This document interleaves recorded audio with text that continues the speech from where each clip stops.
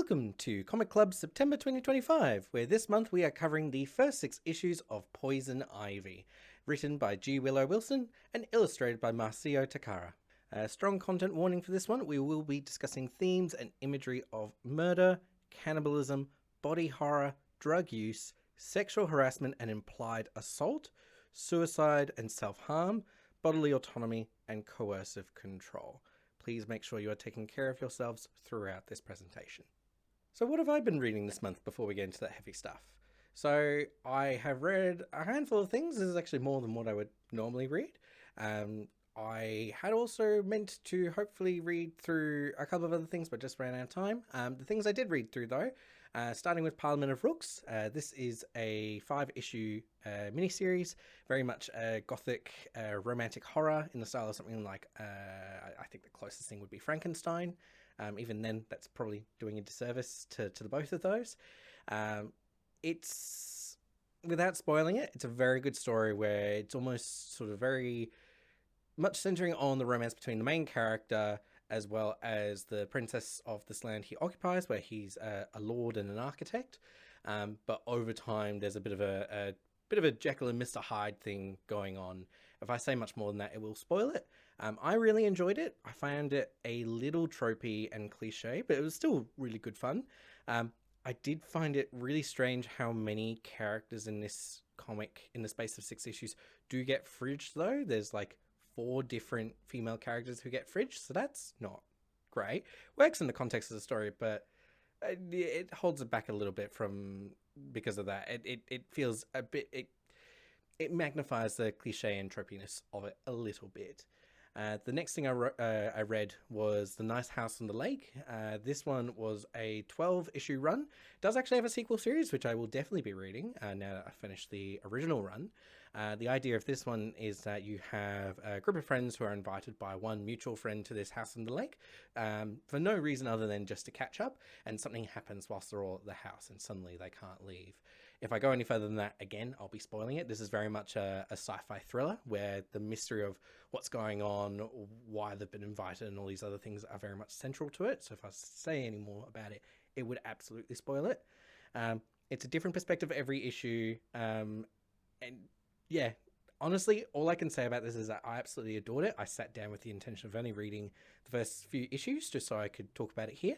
I ended up sitting down that entire evening and reading this from cover to cover. It was excellent. I can't recommend it enough. The cover that is on screen from this one is actually my favorite of the lot. You've probably seen, there's another one that's very famous where it's just a girl who's sort of like peeking up above the waterline with all these skeletons and skulls nearby her. I will say the comics, the comic covers themselves come across as a bit graphic.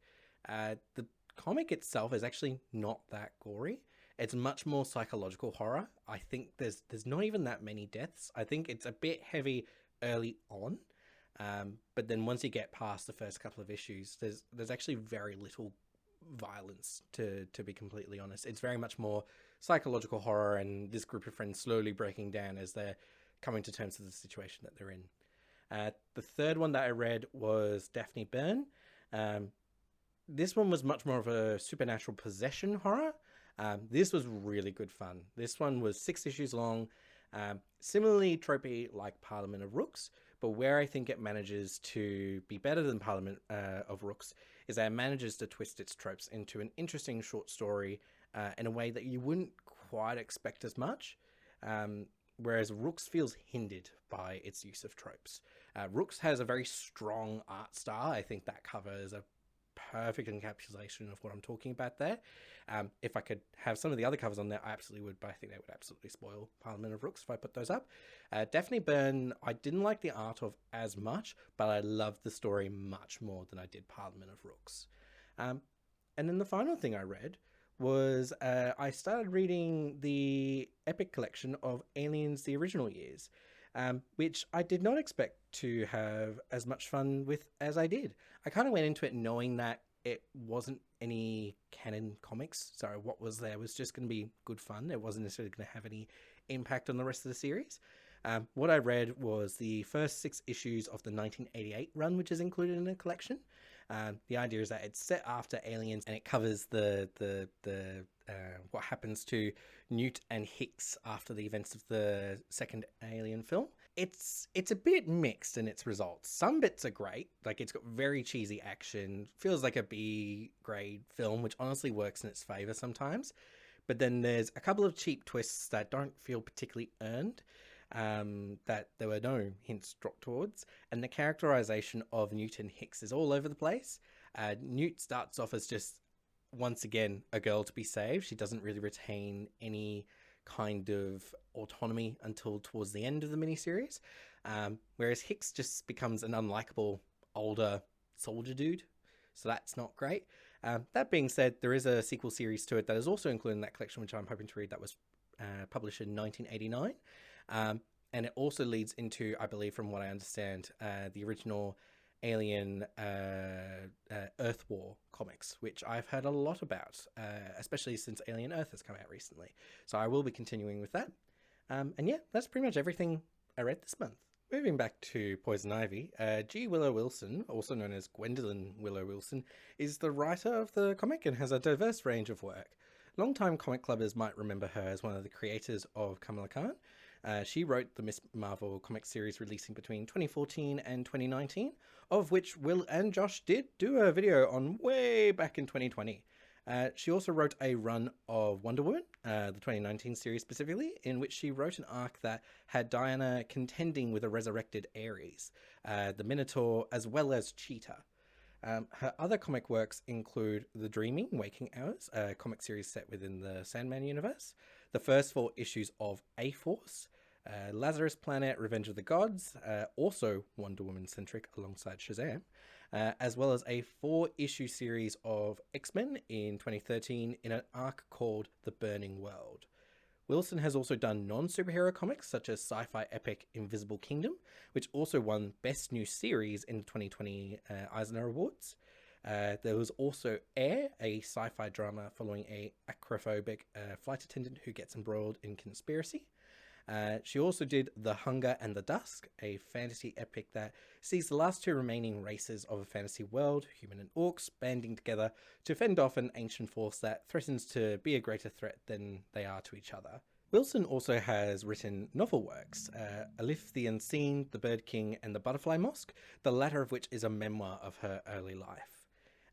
Wilson is an incredibly prolific writer. She started out writing music reviews for a local Boston magazine named Weekly Digs when she was 17. In her 20s, she moved to Egypt and began working as a journalist, including contributing articles to Atlantic Magazine and New York Times Magazine. However, her very first graphic novel was published in November 2007. Cairo, published by Vertigo, was an urban fantasy novel that took the perspectives of 5 completely different people: an Israeli soldier, a journalist, an American expatriate, an academic student, and a drug runner, and had them all scrambling over a magical artifact in the titular city. Since then, she has become an incredibly well-known, best-selling, and award-winning writer for comics. Wilson was born in America and was brought up as an atheist, her family having left Protestant churches prior to her birth. When she turned 20, she converted to Islam, a result of having health issues that led her to find her own faith in the face of what was great pain. Since then, she has become somewhat of an advocate in the comics community for general diversity of character representation. Miss Marvel is probably what she is most well known for, in a now unavailable blog post that was entitled "So About That Whole Thing." She combated the backlash to the Miss Marvel series by stating, "If you're going to write a smug think piece about the failure of diversity in comics, maybe don't use the cover image of a book that's had 4 collections on the New York Times graphics books bestseller list, won a Hugo, and cleared up at the Agoulim." When asked by The Beat about Ivy and her struggle between her goal and her humanity that was shown in the Gotham City Villains Giant issue, Willow says that, "I think Ivy is one of the most interesting and compelling of the Bat villains, because she has a goal of healing the Earth and preventing environmental meltdown that many of us can empathize with, and realize it is an urgent and necessary goal, but she goes about it in this violent and nihilistic way." Later in time, while talking to Multiverse of Color, Wilson said the DC editorial was taken aback by her take on Poison Ivy in the Gotham City Villains story. They're like, "Whoa, we've never quite seen this take on Poison Ivy before. Do you want to do a limited series?" I was like, heck yes, that sounds amazing. That did so well, they were like, "Hey, do you want to do another 12 issues? And I was like, Yeah. Then they were like, you know what? Let's just make it ongoing. This has never happened to me before. I think also this other excerpt from her interview with The Beat feels quite relevant here. Back there, she also said, and you do see her wrestle with that very early on. I think she's going into this miniseries with a renewed sense of urgency, because now she no longer has the power to do it all herself, like she did in the past when she was in her most powerful form. And yet, that mission seems more pressing than ever.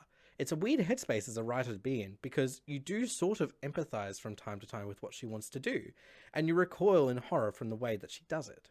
Beyond her work on Poison Ivy, she has most recently written a standalone comic named The Stoneshore Register for Dark Horse Comics, and a new Black Cat series for Marvel, both released this year. Turning to the artist of the comic that we're reading tonight, Marcio Takara is a Brazilian-based graphic artist turned comic book artist. In a 2016 interview with Quarta Mundo, he stated that his work in comics began with growing bored with his career in graphic design. Marcio turned to his childhood interest of comics, with Justice League International as his favourite comic growing up. His first few jobs were with Marvel. He describes the first comic book job as illustrating for a free comic that was given to US school kids, which featured Spider-Man and the Fantastic Four, telling kids not to drink alcohol. After that, he was given work by Boom Studios, who enlisted him to illustrate for a modest run of The Incredibles. From there, DC took an interest in him and got him to work on Blue Beetle. He has since also been the artist for All New Wolverine, which was also written by Tom Taylor, who did the Nightwing run we looked at earlier this year, Wolverine the Long Night, Guardians of the Galaxy, Jessica Jones, Batman, and Captain Marvel comics. In a promotional video for an online artist course he teaches with Spanish company Domestika, he describes his style of drawing as trying to pay attention to anatomy without trying to be too realistic and cartoony without being crazy.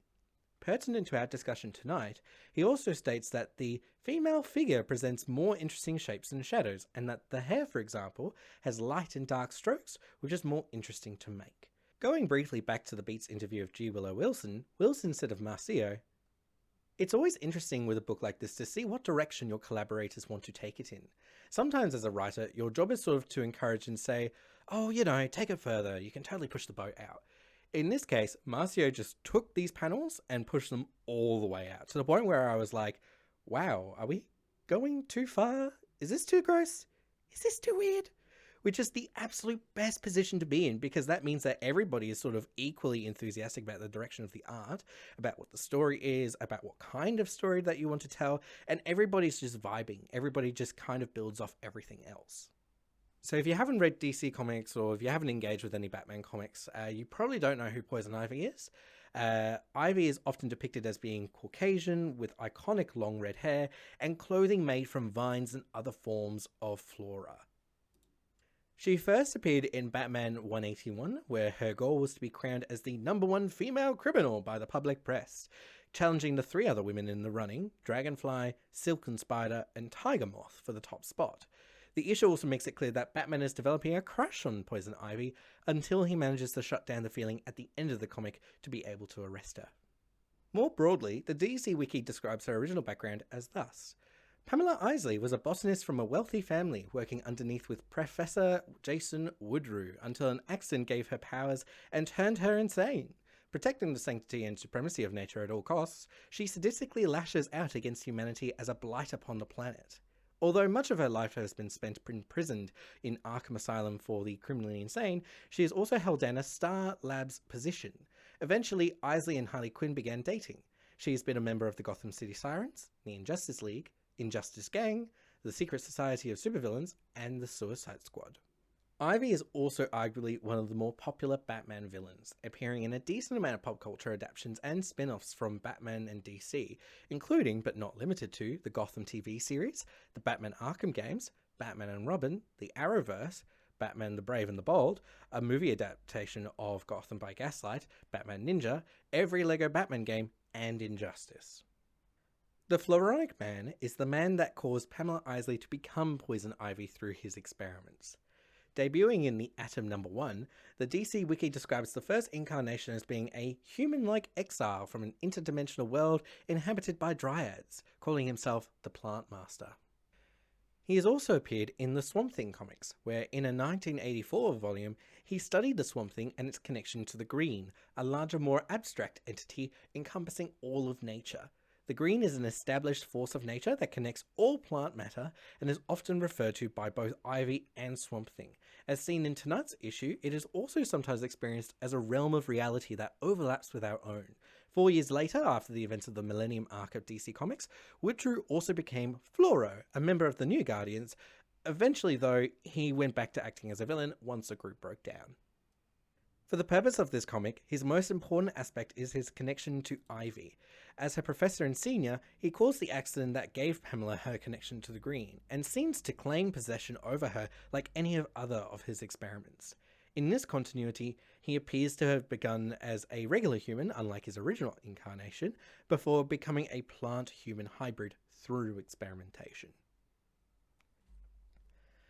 Bella Garten, aka The Gardener, aka one of my favourite DC characters, is a relatively new character to the DC universe. First appearing in issue 107 of the current Batman Rebirth run in 2021 as part of the Fear State arc, she has had a total of 22 comics in 4 years that she has appeared in, a decent amount of which only have her present for 1 or 2 pages. The Gardener was a co-worker with Pamela Isley during her time with Woodrue, but left with the other members of Woodrue's team, only staying behind briefly to try and convince Pamela to do the same thing. This, of course, failed, and led to Poison Ivy as we know her today. Nowadays, the Gardener is an eco-terrorist and describes herself as being far more pessimistic about humanity's capacity to change compared to Ivy, but she still actively admires her hope that if humans were to hear what plants had to say, that they might listen. It was with this admiration that the Gardener played a pivotal role in Batman Fear State, essentially kickstarting the operation that brought Ivy's cold and hardened goddess persona down and restored her humanity through a seed she engineered to house all of Pamela's humanity and optimism. Since Fear State, the Gardener has played an extremely minor role in the DC universe, only appearing in a handful of Poison Ivy issues, a single Harley Quinn one-shot, and a story at the end of Batman 124.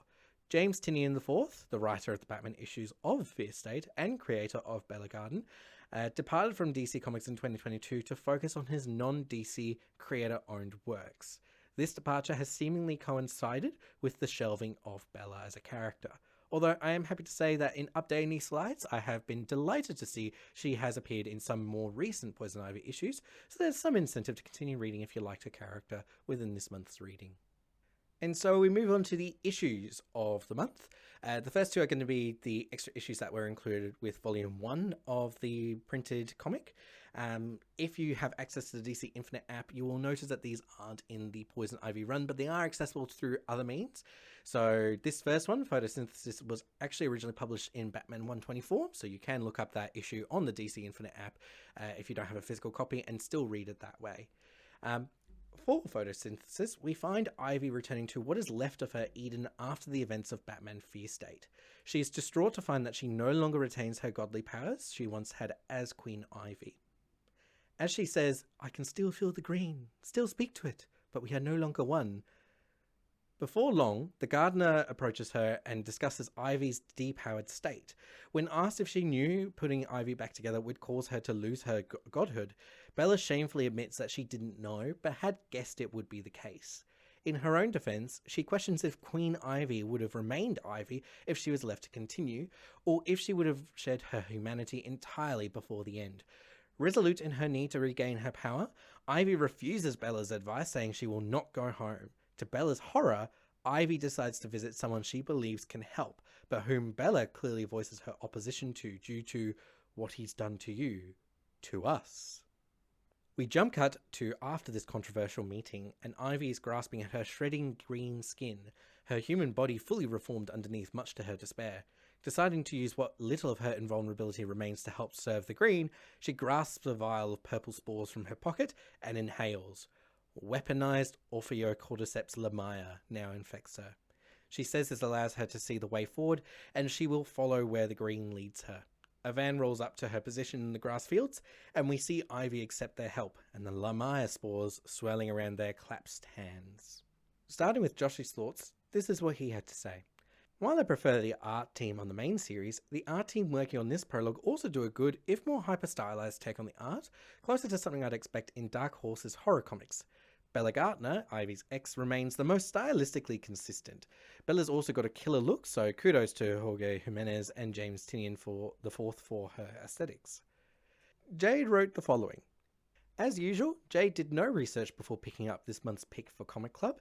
The prologue helped set the scene. Ivy is devastated after losing most of her powers and is making some questionable decisions. By the way, Kyle is going to regret picking up Ivy. We then also move on to the second extra issue that was included in the hardcover volume.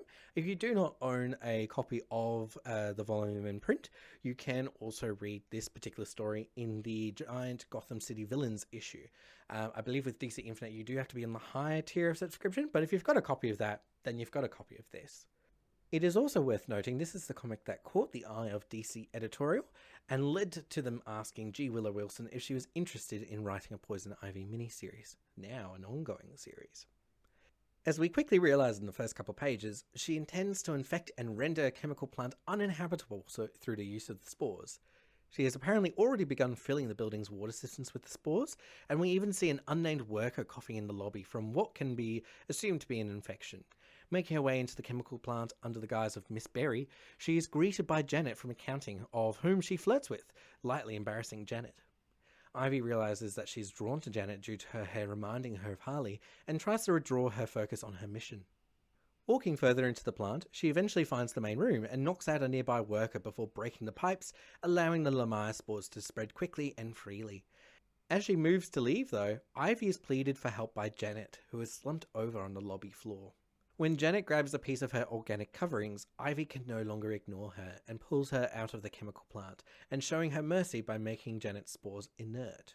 Through Janet's expression of bliss and sudden euphoria prior to this, as well as Ivy's lines as she leaves, it's insinuated that this experience will leave Janet with a profound experience and that she will always hold the memory of the green that she almost became a part of. Janet asks if she can come with Ivy or when she will ever see her again. Ivy tells her she cannot come with her, and if she is lucky, she will never see her again. Going to our readers' thoughts, Joshi thought the following. I did a quick search re Ophiocordyceps lamaya, so how scientific names work. They are typically two-part names. The first half classified as the genus, the latter half a subclassification known as the species. While the genus Ophiocordyceps does not exist, the species, lamaya, does not within that genus. There are more than 140 species of Ophiocordyceps. One species complex, Ophiocordyceps unilateralis, is known for its parasitism on ants, in which it alters the behaviour of the ants in such a way as to propagate itself more effectively, killing the ant and then growing its fruiting bodies from the ant's head and releasing its spores. To accomplish this, infected ants are stripped of their instinctive fear of heights and leaving the relative safety of their nests, and climb up the nearest plant, a syndrome known as summit disease. How this is achieved is apparently still being researched, everything from looking at how it impacts body and brain chemistry to how muscle movement is affected. Apparently, spores release from the ant carcass, travelling to the ground, infecting other ants that come into contact with the spores, creating a perpetual cycle. Areas with high densities of ants that have this fungus growing out of them are known as graveyards. This same species of fungi was the inspiration for a certain franchise called The Last of Us. It's worth noting this particular fungus does not infect humans due to our body temperature being high. That said, climate change will increasingly contribute a fungus species that can survive higher temperatures, increasing the probability that certain fungi could one day infect humans. Meanwhile, he also said the purple and black silhouette art is great.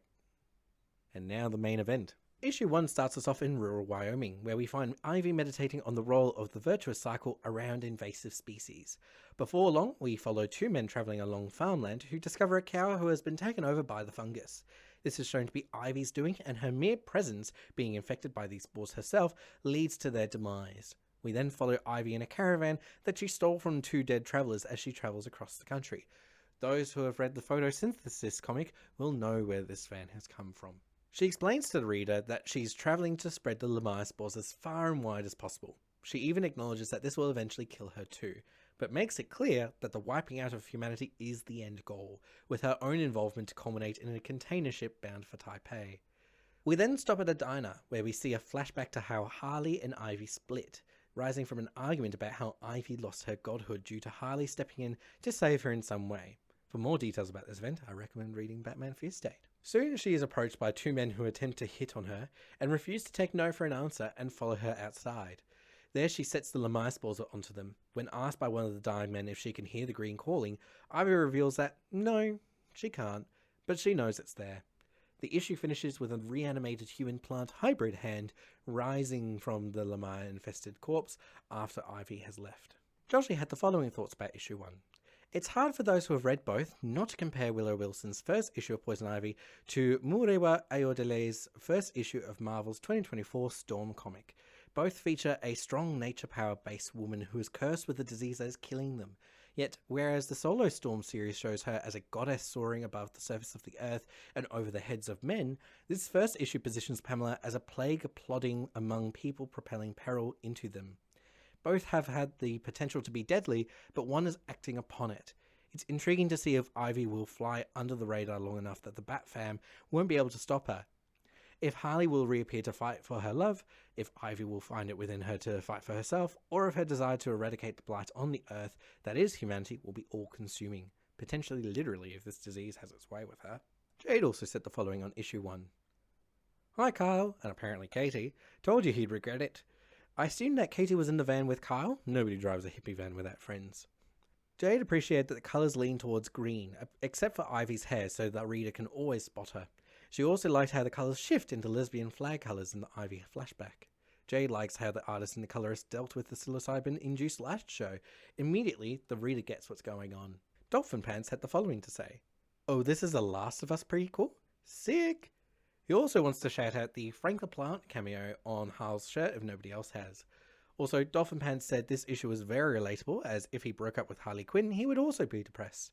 Overall, he supports women's wrongs, and is 100% on Ivy's side right now. Let's end civilization. Wobbs also said the following. Damn, Wobbs can't decide if Pam's super cool or super terrifying. Or both. Wobbs' only experience of Poison Ivy is the Batman and Robin movie, and she was a little different in this. He was also amazed by the weight of the artwork, both the detail in the fungus and the weight behind the movement, and there's this feeling of heft in everything from the way people collapse to the punch outside the bar. Kyle said, a powerful introduction. Body horror and sport imagery are very unsettling. Ivy feels cunning, confident, and in full control. Issue number 2. Once again we start with Ivy in reverie, this time thinking about how she loves Harley in the green, but nothing else in between. She then continues to narrate as we find her in a diner by the highway in which she describes agave plants, plants used to farm for components of vegan food products, and how its industrial farming leads to a possible extinction of long-nosed bats. During this narration we see her murder a farmer tending to such plants, and she states this as an example of why she finds veganism unappealing. Before long, her lunch is interrupted by Jenny, a down-on-her-luck poet who sits in her booth due to there being no other seats available. They begin talking about Jenny's poetry, where she describes research she has done on the Viking belief that man descended from trees. She shows Ivy a rune, which we're told has appeared before in the realm of the Green Man. During all of this, she also starts to doubt her intentions. She sees that the people around her aren't that bad, but she quietens the thought by justifying that it is a mercy to kill them now, than make them suffer through the extremities of climate change to come if she does not complete her work. Not long after, police arrive, and there is an alarm from both Jenny and Ivy. As it turns out, they are there for Jenny, as she is the prime suspect in a case of wire fraud. Remarking that she can't help but sympathise with the blue-eyed criminals, Ivy kills the cops with her Lamia spores and allows Jenny to escape. After exiting the diner, she is spooked by some movement, but when she turns around, she sees only the rune drawn across the outside wall. She decides someone must be following her and decides she needs to lay low and rethink her plan. As she drives, we are shown one more flashback, this time in what remains of Eden underneath Gotham City. The gardener has come to criticise her for obtaining the Lamia spores and for not being happy with the powers she has. Ivy addresses her coldly, stating that she can't be content as she remembers what it was like to be a god. She gets in her caravan and drives to a motel to rest. Joshy's thoughts on issue 2. 1. Who the bleep is Katie in the back of the vehicle? There's a second corpse referred to on the wiki as Kyle, and I got no idea who they are either. I'll be curious to see if they're seen in future flashbacks. I have some bad news for you, Joshy. Number 2. The colouring is beautiful, especially the opening page with Harley. This is the downside of two super characters dating. When they both get their own solo book, the two creative teams either need to heavily coordinate to ensure one book's story doesn't detrimentally impact the other, or you have to find an arbitrary reason for the two to break up. Point number 3. Effects of monoculture farming. Ivy is correct so far as all the positive points of monoculture are economics and practicality based, whereas the negatives are all from an environmental impacts from reduced soil fertility, reduced biodiversity, which reduces protected microorganisms and makes it harder for harmful diseases to spread and propagate, increased soil erosion, etc., etc. There are ways to reduce the impact of monoculture farming without killing all of humanity, including implementation of crop rotation. Alternating cycles, including legumes, are often a great way to restore soil biohealth, called polyculture farming, and smarter implementation of fertilizers and more efficient water use. Point number 4. Agave is a natural sweetener used in vegan circles as an alternative to honey, and blue agave is used in the making of tequila and other fermented alcohols. Agave plants take around 7 years to reach full maturity, which is a long time, and only flower and bloom once before dying. Due to the increased demand for agave nectar, the plants are often harvested before maturity, so the cores can be turned into agave nectar. This means that the plants cannot reproduce naturally, and the farmers must instead rely on clones to create the next crop. Clones are less genetically diverse than plants that reproduce naturally, making the entire crop of agave more vulnerable to disease and endangering the number of agave varieties. Jade's thoughts on issue 2. Jade was so concerned for the patrons in the diner, although she found Ivy's puffed out cheeks humanizing when the cops came in. Jade thought that for a sec that Jenny would be a companion to Ivy for the rest of the comic, though the relatively positive interactions in the cafe shows Ivy's maybe open to some company and maybe hasn't completely given up on humanity. Right? Dolphin Pants said, "God damn, Dolphin loves how brutal Ivy is in this. Make him want to load up Injustice too. Again, he thinks it's relatable because who hasn't committed wire fraud in their local library? Shouts out to local libraries." I love that it's always the Batman and not just Batman. Wobbs also had something to say in this issue, but before I go any further, I should note that Wobbs did say when he wrote down his thoughts that he was ill at the time. So I'm going to read it word for word because at points I'm not entirely sure what he means here, but let's be kind to him. So Wobbs said, "This was a fun issue, and Wobbs thought it gave good insight into Pam's thought process and laid the groundwork for her decision little monologue in issue 6. Kyle said, "Clever commentary on vegetarianism and human hypocrisy. Ivy's green speech bubbles versus handwritten notes add depth." Moving on to issue 3. Issue 3 shows Ivy resting in a motel, dreaming of Harley and contemplating with her subconscious about returning to Harley, before concluding that it's too late to turn back. When she gets up, she goes into the shower with a razor and begins cutting off the excess lamaya from her forearms, leaving cuts all along her arms. She explains that she's just as susceptible to the spores as everyone else, it's just that her healing factor is the only thing keeping her alive, but she will eventually die. Heading outside her room, she's greeted by the motel owner, who invites Ivy to help her with some yard work in return for her room fee. After a throwaway comment about her yard being turned into her own little Eden, it's revealed to us that Ivy's Eden has been destroyed by the gardener. She quickly puts away the thought though, and both herself and the motel owner begin their work. Ivy finds new energy in the work, remarking that it's refreshing to deal with a different kind of invasive species. When discussing what to plant, Ivy advocates for planting native fauna to the area, to which will reinvigorate the soil and allow the garden to bloom. They go and buy the plants and come back to plant them, at which the motel owner is exhausted and decides to call it a day. Ivy stays outside and continues to work until she falls asleep. As she does, she monologues that she distrusts those who sell hope, and that when the hoped-for outcome dissipates, it becomes despair. What she values more is the faith that comes with making a small effort, and knowing that whatever happens, you've done your part, such as that as planting just one tree to make a tiny, tiny difference to the environment. It's because of this that she feels that here, at the edge of the apocalypse, it still feels better to nurture life than to destroy it. In the morning, Ivy is woken by the motel owner, who remarks at how well settled the plants are. When she goes to assist Ivy, Ivy recoils, no longer wanting to infect her with the lamaya, immediately chastising herself for making an exception to her spread. Later in the day, back in her room, while watching a news report about her lamaya spores, she is attacked in her room by a plant monster, before it disintegrates into bits of broken brush. She wonders aloud both during and after the encounter if it was perhaps her mentor, Jason Woodrue, aka the Floronic Man, or if it was a hallucination from the Lamaya spores. She decides to leave in case it was a real attack, not wanting to find out. The following morning, we watch as Ivy enters a company building in Idaho to follow up on a job listing for an interview. Meanwhile, back in Montana, the motel owner steps outside to see that the sapling they bought for the garden has turned into a fully grown tree. Joshy's thoughts on issue 3. You taste like the sap that rises in springtime. Saucy. That shower scene was so gross. It was really cool seeing Ivy having second thoughts about the oldish green thumb Lady Carrie, seeing Ivy get joy out of the manual part of rehabilitating an area for vegetation, and love the page with the complex ecosystem underneath the soil, including the fungi and fauna. And the shocked look on Carrie's face at the end when the garden was overrun with lusciousness was hilarious. Jade's thoughts on issue 3. It was nice seeing Ivy doing something enthusiastically positive and not destructive with her powers to assist a human. Jade wasn't sure when she saw the plant beast attacking Ivy if it was real or in Ivy's head, but Ivy isn't sure either. Dolphin Pants' thoughts.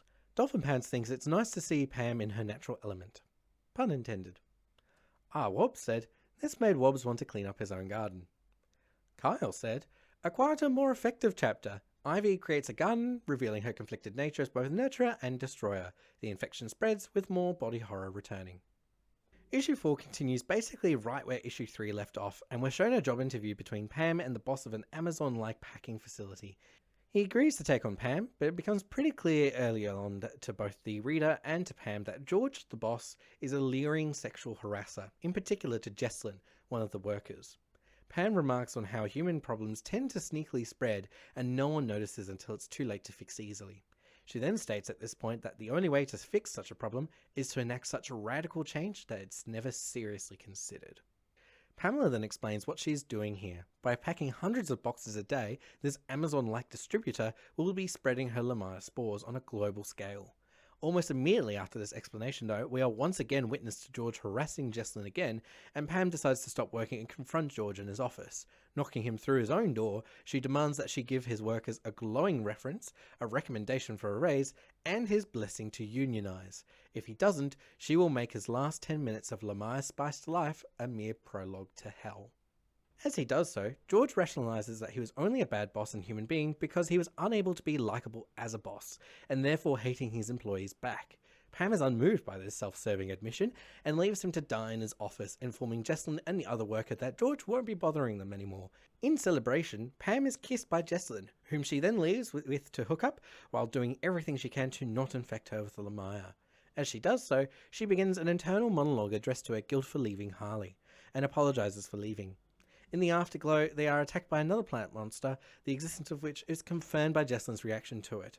Interrogating it, Pam learns that the Green Man, aka Jason Woodrue, is tracking her. Pam tells Jesslyn to forget about her and resolves to hunt Woodrue. Joshy's thoughts on issue 4. Solid issue and good plan by Ivy, even if she didn't execute it well, barely stuffing a couple of boxes before getting distracted. The bit where it's focused on Ivy's memory of Harley watching while Ivy's stucking her co-worker in silhouette was mercurially sad. Jade's thoughts on issue 4.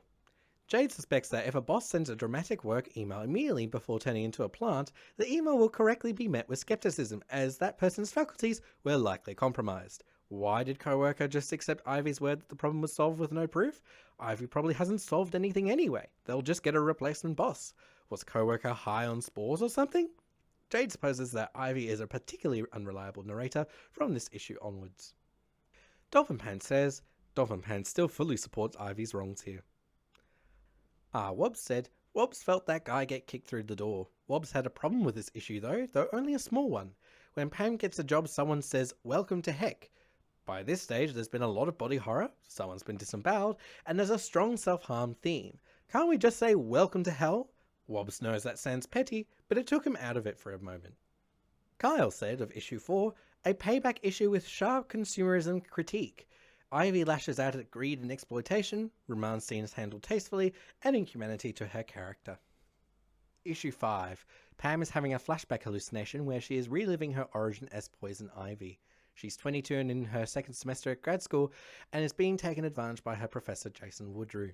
Writhing in pain and near death, she feels the green merge with her, turning into Poison Ivy. What breaks the hallucination is a nightmarish rendition of Batman, who wants Pam to know that she is running out of road. Waking up, she swerves and continues to drive along, resisting the Lamaya, which she tells us has now reached her brain. The hallucinations are so strong, the hallucination of Batman persists and begins asking about her plan. Finish the job, kill the bad guy, get on the ship. As they drive, a new hallucination overlays itself upon the real world, a vision of the primordial forest, a vision of what nature was before humanity broke it down for infrastructure and materials. Pam is lost in lament, explaining that civilization was so close to living in harmony with nature until humanity industrialized. Soon, the idealism is lost when Pam and Nightmare Batman spot Woodrew's warehouse. Heading inside, Pam makes it clear that she hasn't been back since she first turned into Poison Ivy. She's soon greeted by Woodrew, who by this point has clearly cast away his human body for an ant-like form with sinewy branches, vines, and green tree resin. Woodrew remarks that they used to be on the same side, and that he wanted to ensure they were once again, to which Pam vehemently rejects, calling out Woodrew for being a greedy entrepreneur than any kind of ecological saviour. We then see another flashback, sometime after she became Poison Ivy, but before the events of the run. Those of you who have read Photosynthesis will recognise this as the meeting that happened in the middle of that comic. This flashback shows Pam stealing the Lamaya spores from Woodrew, who warns her that she will regret stealing from him. Snapping back to reality, Pam is now fighting Woodrew, but is finding that her brain is too sluggish against the drugs that Lamaya is pumping her with, and she's quickly overwhelmed by Woodrew. In a last-ditch effort to beat him, she infects him with the Lamaya spores, knowing that it will affect him as much as it does her. It works briefly, but rather than killing him, Woodrew keeps it at bay and reveals he has a much more powerful healing factor than Pamela. Woodrew also then reveals he was never really in any danger from the Lamaya, a bioengineered creation of his designed for biosurveillance and mind control. He also explains that Pam's plan to infect the world would never really work as it hadn't so far, as it was never designed to spread for mass destruction. The issue ends on a cliffhanger as he controls Pam to fall to the ground and hold a scalpel to her neck. Josh's thoughts on issue 5? Gnarly issue graphically. Story-wise, it's awesome, because it's two predators basically trying to take each other out. Jade's thoughts. Jade had no idea who the Green Man was in Ivy's history. Jade had assumed Ivy fell into a mutant pot or something. Oops. The horror is really ramping up this issue. Dolphin says, the hallucination designs are top-notch. Great. Okay, for those of you who are watching from home, he has written monstrous designs. I don't know if that means monstrous or mysterious. I'll get back to you in the edit once I have a chance to chat with him. So I had a chat with him during the comic book club. He has said that he'll take both. So it means monstrous and mysterious in this context. You know what it must have taken a lot of restraint to keep Batman out of this until issue 5. Also shout out to Harley Quinn, the animated series, because I already knew who Jason / the Green Man / Floronic Man was. Wob said, having Pam face the source of her problem here felt like a strong choice. The issue took on even more meaning for Wobbs because he saw Jade's comments about the spores representing mental illness. After reading that, seeing the guy who created the spores turn them on Pam hit hard. Kyle said of issue 5, hallucinatory and surreal. Ivy's visions blur reality, beautifully rendered in the art. The Batman illusion shows her fractured mind and lingering Gotham ties. Issue 6.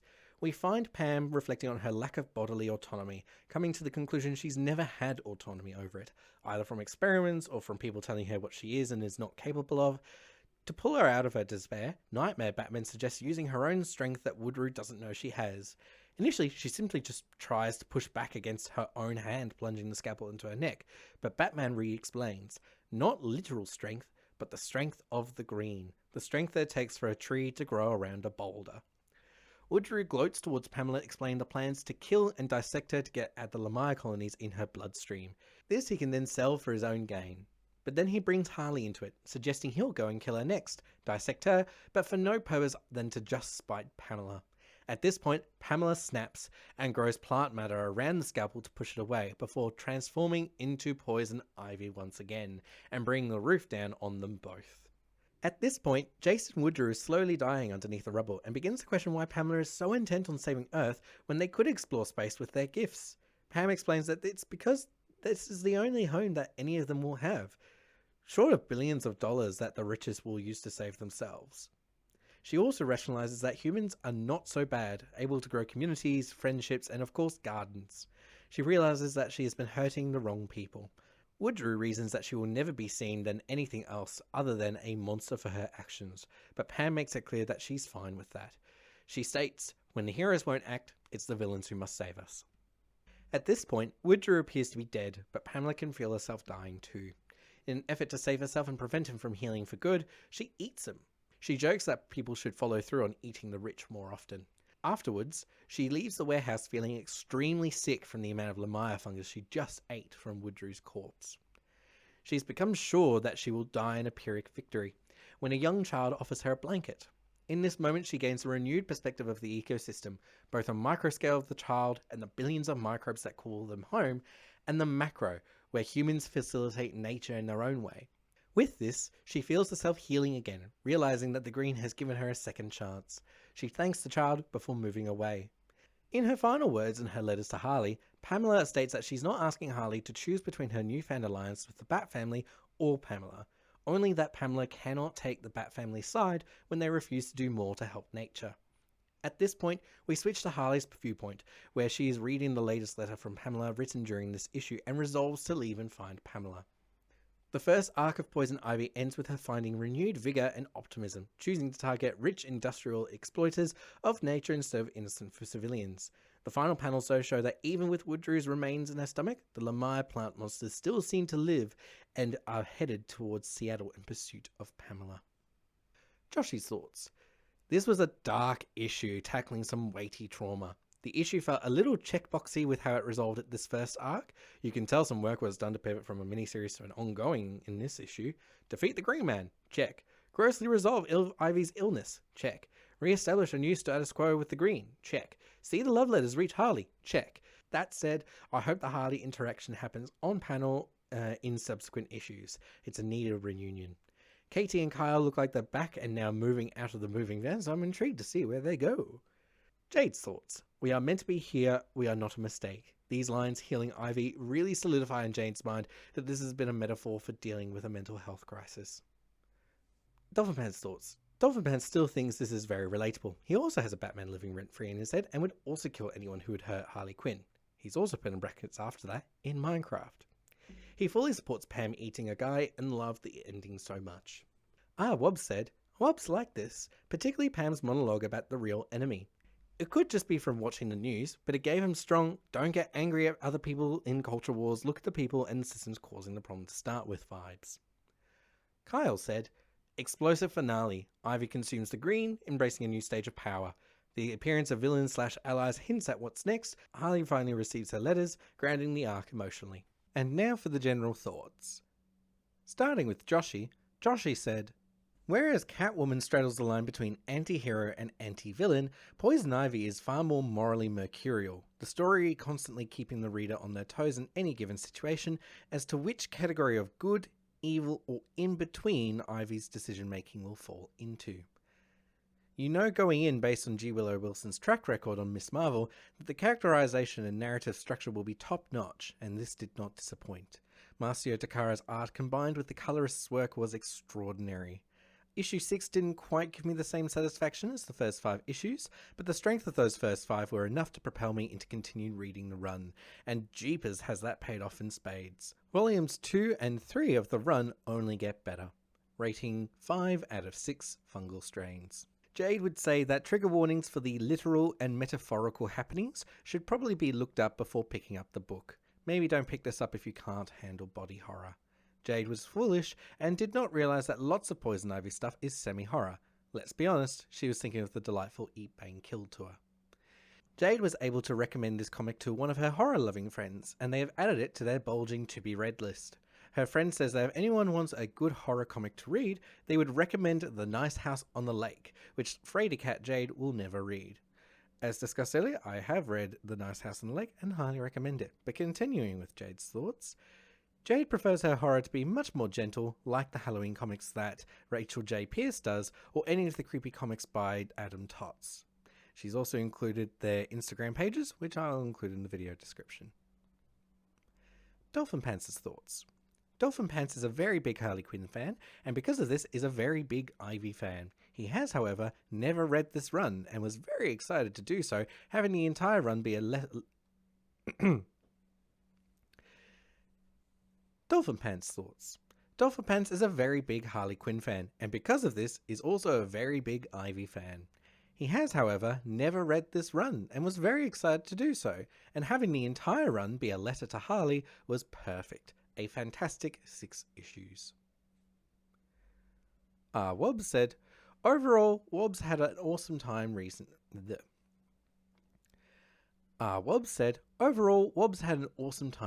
this. Telling it through a letter to Harley was a great choice. You get all the inner thoughts without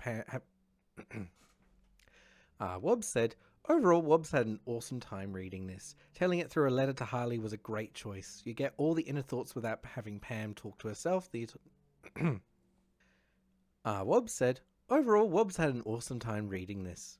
Telling it through a letter to Harley was a great choice. You get all the inner thoughts without having Pam talking to herself the whole time. The art was great too. The excessive detail in the fungus felt like a nod to Nausicaa Valley of the Wind by Hayao Miyazaki. Kyle's thoughts. Kyle really enjoyed Poison Ivy. The art is grimy yet beautiful, perfectly balancing horror and elegance. The arc plays like a mix of road trip and body horror, with strong themes of consumerism, environmentalism, and mortality.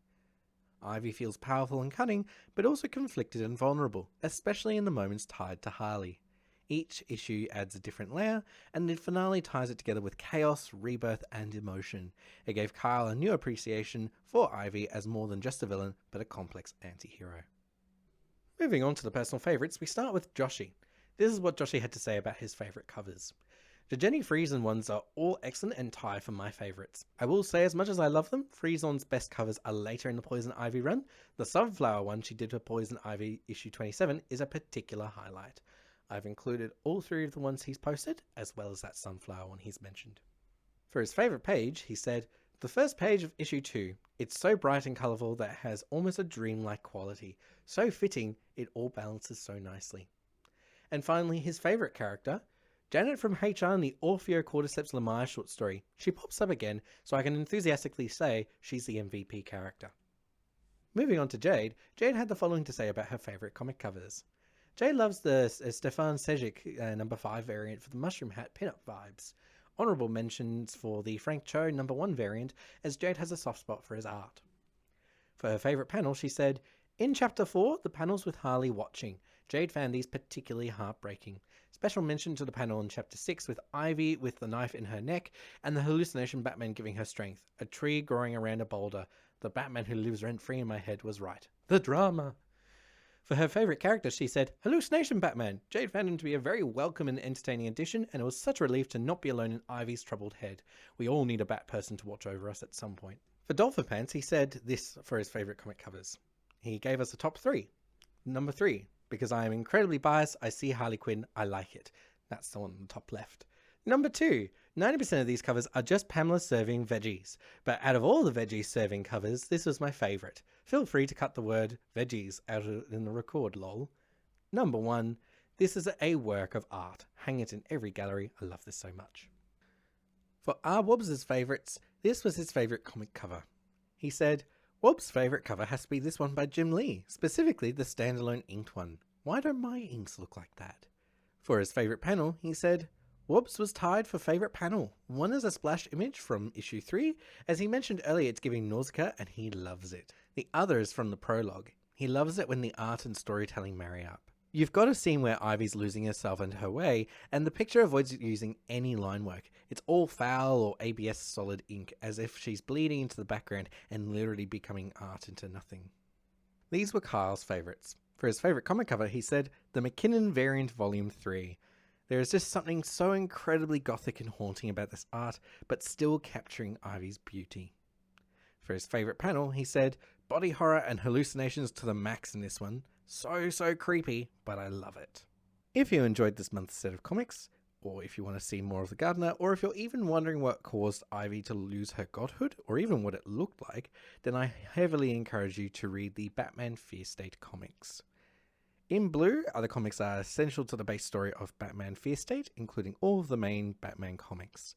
Without reading these, you may be left a little confused as to why Harley Quinn, Catwoman, and other characters have so much urgency to their actions in the comics pertaining to their work on freeing Ivy. In green are the comics that directly pertain to Ivy and lead up to why she is where she is now. I've also included an extra Harley Quinn comic that's not necessarily part of Fear State, but takes place afterward and directly sets up the road trip that we see Ivy on in this month's comics. Coincidentally, I also wholeheartedly recommend the Harley Quinn comic series, but that's a presentation for another day. In purple are the purely optional content. They are neither part of the main storyline or Ivy's plotline, but flesh out the plot and provide background to supporting characters. Essentially, if you're enjoying everything else, then I would recommend reading these as well to get everything you can out of Fear State. All of these comics are available to read on the DC Infinite app in a neat little collection, but I'm sure you can also find copies online or in hard copy. Additionally, people who were with us for the Batgirls Comic Club last year will be happy to know that the first issue or two take place concurrently with Fear State, so you will already be familiar with one of the main villains of the arc, the Magistrate. And no, that is not the Joker or any variant of him to Batman's right. This is an original character called Miracle Molly. I'll leave it to you if you want to learn more about her by reading Fear State. This leads us to announce what next month's comic book club will be, which will be on The Oddly Pedestrian Life of Christopher Chaos, issues 1 through 6. The script is by Tate Brumble, based on an idea by James Tynion IV, art by Isaac Goodham and Nick Rubbles, colours by Mikel Muerto, and we will be doing this on the Monday, 27th of October 2025 in the Edo Discord server. So please, by all means, if you haven't already got a copy, make sure to order yours now and have a read before we all meet up in October regarding these fantastic issues. And finally, this is the current timeline that we have for the rest of the year. So we'll have Christopher Chaos in October. We'll also have Tim Drake Robbins 1 through 10 in November. And we're also going to be looking at issues 1 through 6 of Skyward in December. So get reading. For now, thank you so much for joining us as we talked about Poison Ivy. We'll see you in October when we discuss Christopher Chaos.